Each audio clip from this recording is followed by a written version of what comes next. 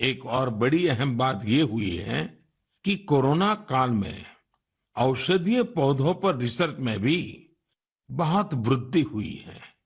इस बारे में बहुत सी रिसर्च स्टडीज पब्लिश हो रही हैं। निश्चित रूप से एक अच्छी शुरुआत है। साथियों, देश में विभिन्न प्रकार के औषधीय पौधों और जड़ी बूटियों को लेकर एक और बेहतरीन प्रयास हुआ है। अभी अभी जुलाई महीने में इंडियन वर्चुअल हर्बेरियम को लॉन्च किया गया। यह इस बात का भी उदाहरण है कि कैसे हम डिजिटल वर्ल्ड का इस्तेमाल अपनी जड़ों से जुड़ने में कर सकते हैं। Indian virtual herbarium preserve plants या प्लांट पार्ट्स की डिजिटल इमेजेस का एक रोचक संग्रह है जो कि वेब पर फ्रीली अवेलेबल है। इस वर्चुअल हर्बेरियम पर अभी लाख से अधिक स्पेसिमेंस और उनसे जुड़ी साइंटिफिक इंफॉर्मेशन उपलब्ध है। वर्चुअल हर्बेरियम में भारत की बॉटनिकल डाइवर्सिटी की समृद्ध तस्वीर भी दिखाई देती है।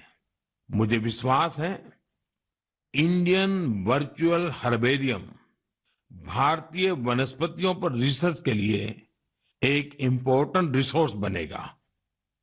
मेरे प्यारे देशवासियों, मन की बात में हम हर बार देशवासियों की ऐसी सफलताओं की चर्चा करते हैं जो हमारे चेहरे पर मीठी मुस्कान बिखेर देती है। अगर कोई सक्सेस स्टोरी मीठी मुस्कान भी बिखेरे और स्वाद में भी मिठास भरे, तब तो आप इसे जरूर सोने पर सुहागा कहेंगे। हमारे किसान इन दिनों शहद के उत्पादन में ऐसा ही कमाल कर रहे हैं। शहद की मिठास हमारे किसानों का जीवन भी बदल रही है, उनकी आय भी बढ़ा रही है। हरियाणा में यमुनानगर में एक मधुमक्खी पालक साथी रहते हैं, सुभाष कंबोज जी। सुभाष जी ने वैज्ञानिक तरीके से मधुमक्खी पालन का प्रशिक्षण लिया। इसके बाद उन्होंने केवल 6 बॉक्स के साथ अपना काम शुरू किया था। आज वो करीब 2000 बॉक्सेस में मधुमक्खी पालन कर रहे हैं। उनका शहद कई राज्यों में सप्लाई होता है। जम्मू के पल्ली गांव में विनोद कुमार जी भी 1500 से ज्यादा कॉलोनियों में मधुमक्खी पालन कर रहे हैं। उन्होंने पिछले साल रानी मक्खी पालन का प्रशिक्षण लिया है।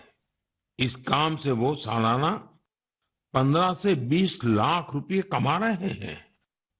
कर्नाटका के एक और किसान है मधुकेश्वर हेगड़े जी। मधुकेश्वर जी ने बताया कि उन्होंने भारत सरकार से 50 मधुमक्खी कॉलोनियों के लिए सब्सिडी ली थी।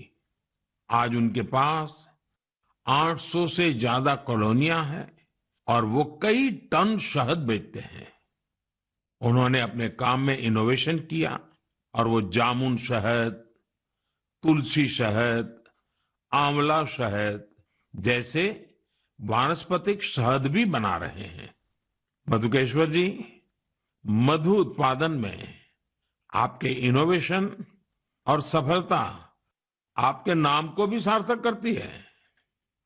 साथियों, आप सब जानते हैं कि शहद को हमारे पारंपरिक स्वास्थ्य विज्ञान में कितना महत्व दिया गया है।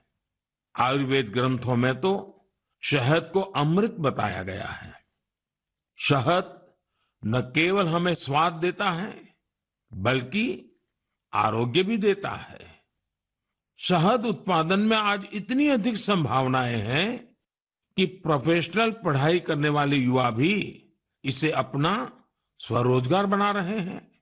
ऐसे ही एक युवा है यूपी में गोरखपुर के निमित सिंह। निमित जी ने बीटेक किया है।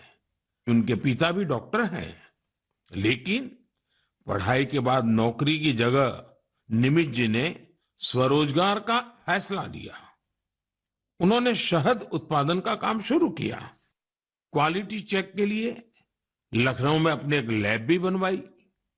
निमित जी अब शहद और बी वैक्स से अच्छी कमाई कर रहे हैं और अलग अलग राज्यों में जाकर किसानों को प्रशिक्षित भी कर रहे हैं।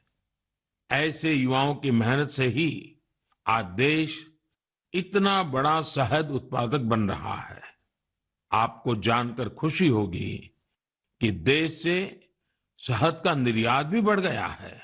देश ने National Beekeeping and Honey Mission जैसे अभियान चलाए। किसानों ने पूरा परिश्रम किया और हमारे शहद की मिठास दुनिया तक पहुंचने लगी। अभी इस क्षेत्र में और भी बड़ी संभावनाएं मौजूद है। मैं चाहूंगा कि हमारे युवा इन अवसरों से जुड़कर उनका लाभ लें और नई संभावनाओं को साकार करें।